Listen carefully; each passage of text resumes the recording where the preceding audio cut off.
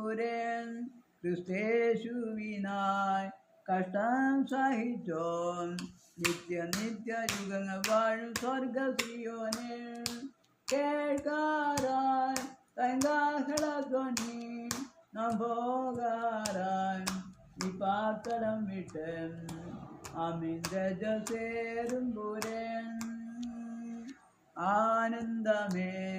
നിത്യാനന്ദമേ കാന്തനോടു വാഴും കാലം എത്രയാനന്ദം കേൾക്കാറായി തങ്കാഹളധ്വനി